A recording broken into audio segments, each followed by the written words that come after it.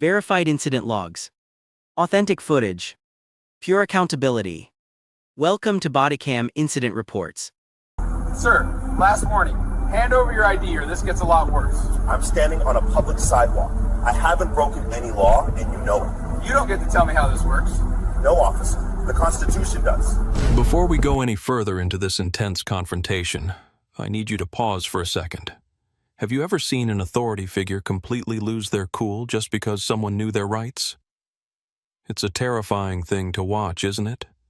If you believe that police officers should know the laws they enforce, hit that subscribe button right now.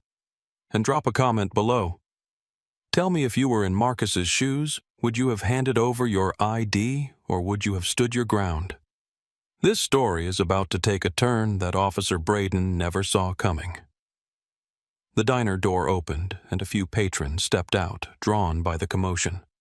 Among them was the manager, a middle-aged woman wiping her hands on an apron. She looked from the officer to Marcus and hesitated. She knew Marcus. He came in every Tuesday. But the sight of a uniformed officer in a stance of aggression froze her. "Officer," Marcus said, "I am reaching into my interior jacket pocket to retrieve my wallet. I am doing this slowly. I am not consenting to a search, and I am not consenting to this detention. I am complying under duress to prevent you from escalating violence against a senior citizen." "Just get the ID," Braden snapped, stepping back slightly, his hand hovering over his taser now. Marcus moved with agonizing slowness. He used 2 fingers to draw out a slim leather wallet. He didn't open it immediately. He held it up. "Inside this wallet is my identification," Marcus said. "But before I hand it to you, I want you to look at the camera over your shoulder." Braden blinked and glanced quickly behind him. A young man in a hoodie was holding up a smartphone recording everything. 2 other people had phones out as well. "You are being recorded," Marcus continued. "Every word. You have detained a 62-year-old veteran on a public sidewalk for waiting for breakfast. You have escalated a non-event into a constitutional violation. If you take this ID, you are formalizing that violation." Braden snatched the wallet from Marcus's hand. "I don't need a lecture from you." He flipped the wallet open. He saw a driver's license. Marcus Elias Thorne. Address in a wealthy suburb. He saw a credit card. He saw a folded piece of paper. He didn't look deeper. He didn't check the second flap of the wallet where a heavy gold and silver badge rested against a leather backing. He was too focused on the driver's license, looking for a warrant, looking for anything to pin on this man who had dared to speak back to him. Dispatch run a 2729 on a Marcus Thorne. Braden spoke into his radio, his eyes never leaving Marcus. "No warrants," the radio crackled back 10 seconds later. "Clean record." Braden felt a surge of irrational anger. He wanted there to be something, a parking ticket, a failure to appear, anything. But there was nothing. He had a clean citizen in a customized suit standing in front of him and a crowd of people watching him fail. "You're lucky," Braden muttered, closing the wallet but not handing it back. "But you're still refusing to follow my order to leave the area." "I am not leaving," Marcus said. "I have a meeting." "That's it," Braden decided. He couldn't walk away. If he walked away now, he looked weak. He looked like he'd been schooled. And in Braden's world, you never let a suspect school you. "Turn around. Put your hands behind your back." "For what?" a woman in the crowd shouted. "He didn't do anything." "Back up," Braden yelled at the crowd. "Turn around now. You are under arrest for disorderly conduct and failure to obey." "I am complying," Marcus said, his voice dropping to a steely whisper. "But son, you are ending your career right now. You just don't know it yet." Braden didn't listen. He grabbed Marcus's left wrist and twisted it behind his back with unnecessary force. Marcus winced a sharp pain shooting through his shoulder, an old injury from a shrapnel wound in Panama back in '89, but he didn't pull away. He didn't fight. He allowed his body to go limp, offering zero resistance, robbing the officer of any claim that he was fighting back. "Stop resisting!" Braden yelled anyway, playing to the script he had rehearsed in his head, the script that usually worked to justify force. I am standing still, Marcus said loudly, projecting his voice for the smartphones recording him. I am not resisting. I am a disabled veteran and a federal official. You are hurting my shoulder. Tell it to the judge, Braden grunted, slapping the second cuff onto Marcus's right wrist. The metal ratcheted tight, biting into the skin. The crowd was getting louder. He's an old man, someone shouted. This is shameful, another voice cried out. The young man with the phone stepped closer, zooming in. I got you, officer badge number 4922. I see you. Braden shoved Marcus toward the patrol car parked at the curb. Marcus walked with his head high despite the humiliating position of his arms. He didn't look at the ground. He looked straight ahead, his expression one of profound disappointment rather than fear. You have my wallet, Marcus said, as Braden pushed him against the side of the cruiser. In that wallet behind the driver's license are my credentials. Did you look at them? I saw your license, Braden said, patting Marcus down, roughly checking his pockets. He pulled out a phone and keys, tossing them onto the hood of the car. You need to look at the credentials, Marcus said calmly. I am the Deputy Director of the Office of Inspector General for Veteran Affairs. I am a federal veteran advocate with federal law enforcement authority to audit and investigate. You are currently arresting a federal official who is on duty preparing to meet a whistleblower regarding veteran housing discrimination in this city. Braden paused for a microsecond. The words, federal official and Inspector General, filtered through the adrenaline haze.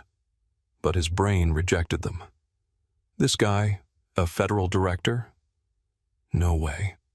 Federal directors didn't stand on sidewalks in front of diners. Federal directors were white guys in D.C., not black men in this neighborhood. It was a bluff. It had to be a bluff.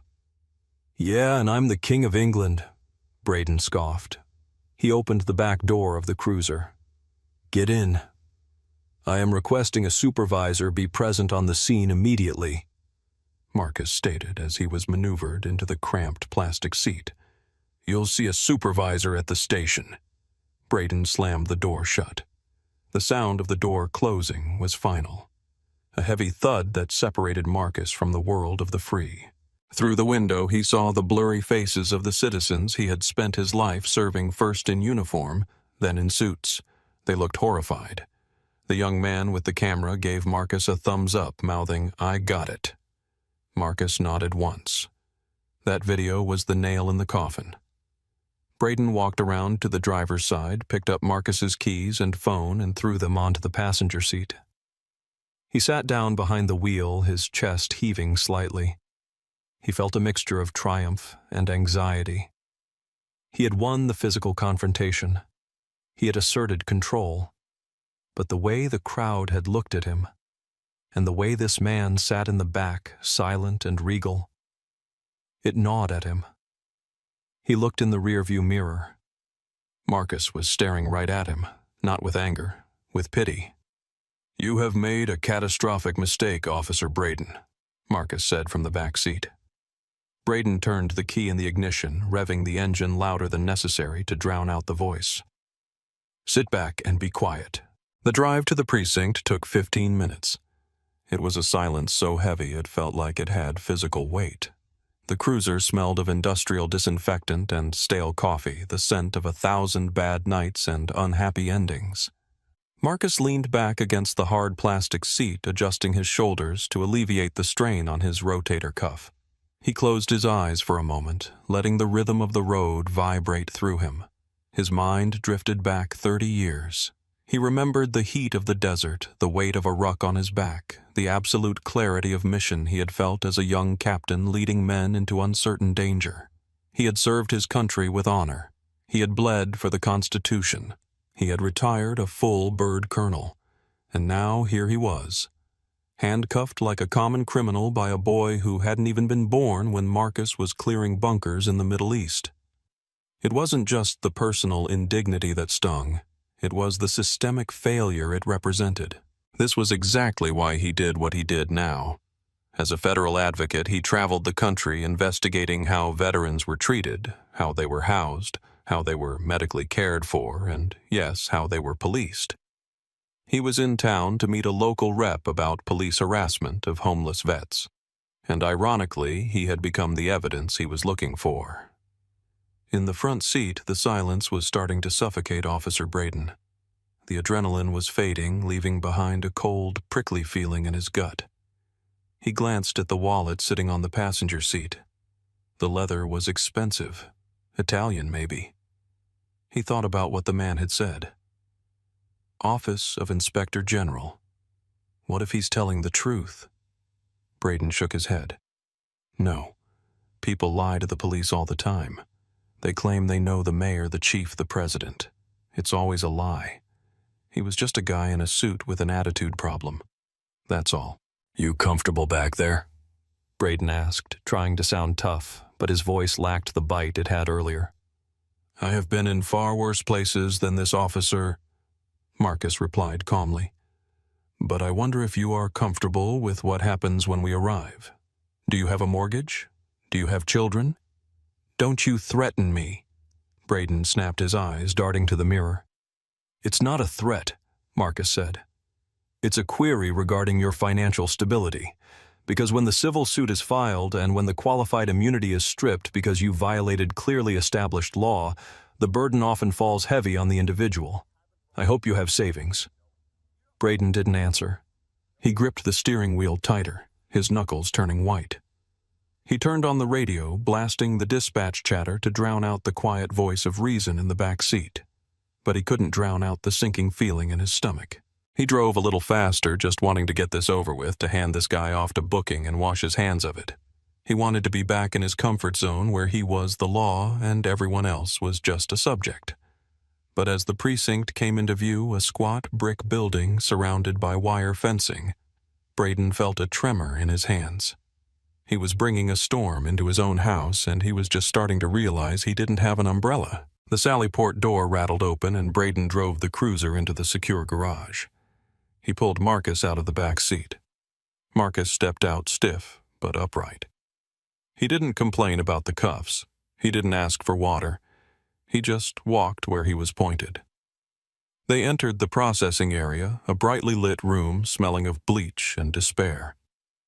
Sitting behind the high booking desk was Sergeant Margaret Kowalski. She was in her late 50s, a woman with graying hair pulled back in a tight bun, and eyes that had seen every lie, every tragedy, and every mistake this city had to offer. She was drinking coffee from a mug that said, "World's Okayest Grandma." She looked up as Braden wrestled Marcus toward the bench. Her eyes scanned Marcus, the suit, the posture, the age, and then flicked to Braden. "What do we have here, Braden?" she asked, her voice raspy. "You bringing in the mayor's banker or something? Disorderly conduct." "Failure to obey," Braden muttered, placing Marcus's personal items on the counter. "Refused to ID during a stop." "I did not refuse," Marcus corrected gently. "I questioned the probable cause, and the ID is right there." He nodded toward the wallet Braden had tossed on the counter. Sergeant Kowalski frowned. She didn't like Braden. She thought he was a hothead, a liability waiting to happen. She reached out and took the wallet. "Uncuff him while I process this," Kowalski ordered. "He's a flight risk," Braden said stupidly.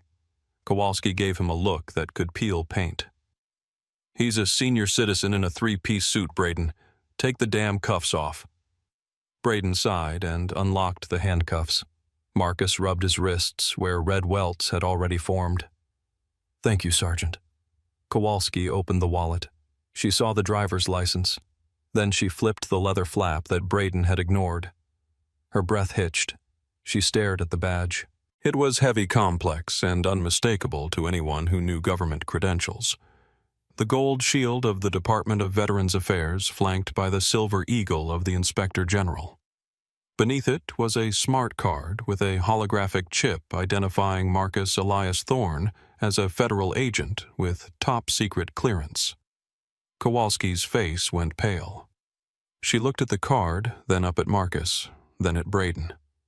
"Braden," she whispered, her voice trembling slightly. Where did you arrest this man? Outside Miller's diner. Why? And you checked his ID. I ran his license. It was clean. Did you look at this? She held up the federal badge. Braden squinted at it. I didn't see that. You arrested a federal veteran advocate, Kowalski said, her voice rising to a shout. You arrested a colonel. This man has federal oversight authority. Do you have any idea what you've done? The room went dead silent. Two other officers typing reports stopped and looked over. He was loitering, Braden stammered, the color draining from his face. I was waiting for Councilman Reeves, Marcus said, his voice cutting through the air like a knife. We had a 9:30 appointment to discuss your department's treatment of homeless veterans. I believe I have now gathered sufficient first-hand data. Kowalski dropped the wallet as if it were burning hot. She practically ran around the desk. Sir, Colonel Thorne, I am so sorry. Please sit down. Let me get you water. She turned to Braden, her face twisting into fury. Get the captain. Now. Don't run. Braden stood frozen, his world collapsing. He looked at Marcus, who was simply adjusting his cufflinks, looking at Braden with that same calm, devastating pity. Go, Kowalski screamed. Braden turned and bolted toward the administrative hallway. Captain Richard Vance was a man who prided himself on running a tight ship. But when his office door flew open and a pale, shaking Officer Braden stammered out that he had arrested a federal official, Vance felt his ulcer flare up instantly. He stormed into the processing area 3 minutes later, buttoning his jacket. He saw Marcus Thorne sitting on a bench, not in a holding cell, holding a cup of water Sergeant Kowalski had provided. Marcus looked like he was presiding over a court-martial. Colonel Thorne, Captain Vance said, extending a hand as he approached, breathless. I am Captain Vance. I cannot apologize enough. There has been a terrible misunderstanding. Marcus stood up slowly. He did not take the captain's hand. He let the hand hang in the air until Vance awkwardly retracted it. This was not a misunderstanding, Captain, Marcus said coolly. A misunderstanding is when you spill coffee on someone. This was an unlawful deprivation of liberty under color of authority. This was a Fourth Amendment violation. This was an assault on a federal officer. I understand you're upset, Vance began, trying to use his negotiation voice. I am not upset, Marcus interrupted. I am litigious, and I am methodical. I want the preservation of evidence initiated immediately. I want Officer Braden's body camera footage downloaded and secured before he has a chance to tamper with it. I want the dashcam footage. I want the dispatch logs. And I want a copy of the incident report, which I assume he has not written yet, but I want his raw notes. We will absolutely cooperate with any inquiry, Vance said, sweating now. But surely we can resolve this, amicably. We can release you immediately, drop all charges. You don't have charges to drop, Marcus said, because there was no crime. You are releasing me because you have realized you stepped on a landmine, but the explosion has already happened. Braden was standing in the corner looking like a ghost. Marcus turned his gaze to him. That young man, Marcus pointed a long finger, is a danger to this community. Today it was me. I have resources. I have a team of lawyers. I have a badge. But what if it had been a 19-year-old kid coming home from work? What if it had been a homeless vet with PTSD? He would have hurt them. He would have ruined their lives. We will handle this internally, Vance promised. You will handle it internally, Marcus agreed. And the Department of Justice will handle it externally, and my civil attorneys will handle it financially. Marcus walked over to the counter, picked up his wallet, his keys, and his phone. He checked his phone. He had missed his meeting with the councilman. I am leaving now, Marcus said. I expect the digital files to be sent to my office by close of business today. If they are lost or corrupted, I will have FBI forensics here by morning. They will be there. Vance said, his head bowed. Marcus put on his veteran hat, adjusting the brim. He walked past Braden without looking at him. As he pushed open the heavy steel doors to the street, the sunlight hit him. He took a deep breath of free air. He was free, but he wasn't finished. Marcus Thorne didn't go home to rest. He went straight to his office. By 2 p.m., his legal team was assembled. By 4 p.m., the video from the diner bystander hit the internet. The title was simple: Police Arrest 62-year-old Veteran for Standing on Sidewalk. It exploded. Within 3 hours, it had 1 million views. The image of Marcus, dignified in his suit, being twisted up by the aggressive young officer, struck a nerve across the nation.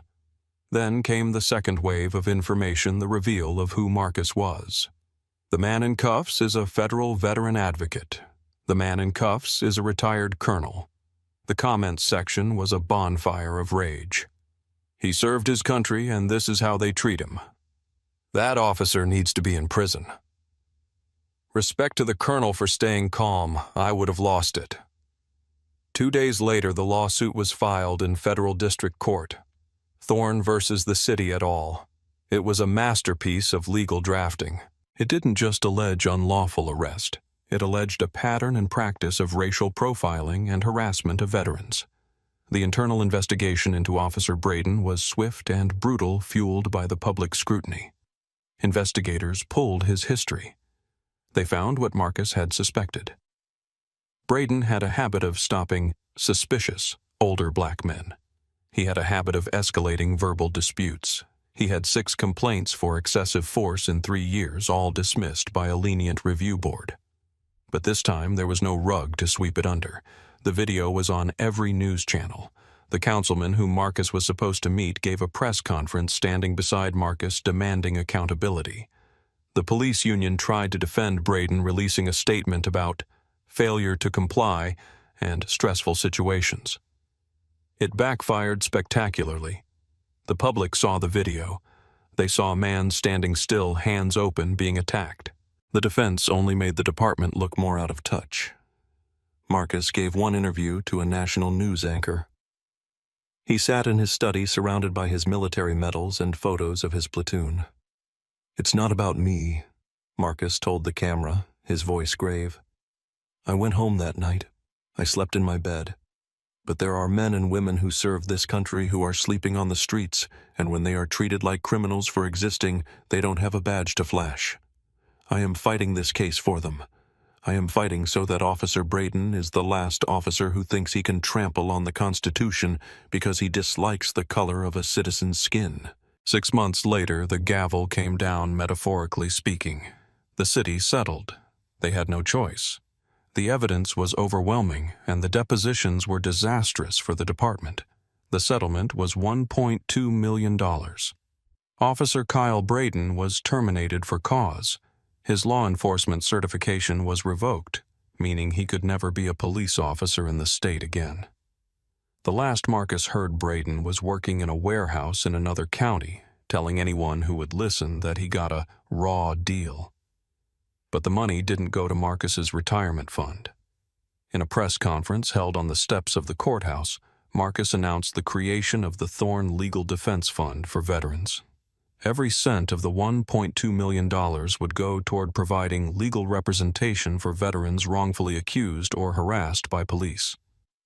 "Justice is not a spectator sport," Marcus said into the microphones. "It requires action. It requires vigilance." The department was forced to implement new policies, mandatory de-escalation training, a duty to intervene for other officers, and a specific protocol for interactions with veterans. The final scene of our story takes us back to Miller's Diner. It's a year later. Marcus is standing on the sidewalk in the exact same spot. He is wearing the same navy suit, the same hat. He is waiting for a friend. A police cruiser rolls by. The officer inside a new rookie slows down. He looks at Marcus. He sees the dignity. He sees the man.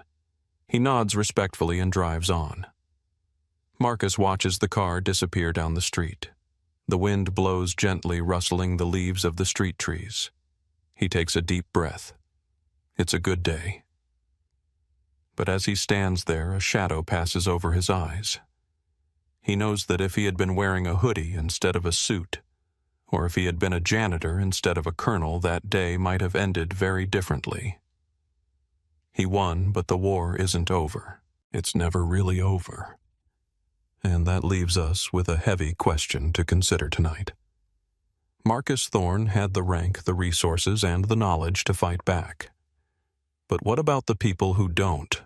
What happens to the man who can't quote the Supreme Court? Does the system work for them, or does it only work for those who can force it to? If this story moved you, if it made you think about the nature of justice and the price of freedom, please share it. We need to keep having these conversations. And tell me in the comments, do you think the $1.2 million settlement was enough punishment for the city, or should there have been more? Thanks for reading. Stay vigilant, stay safe, and never forget your rights. The incident review concludes here. To support continued transparency, kindly like and subscribe. We appreciate you watching Bodycam Incident Reports.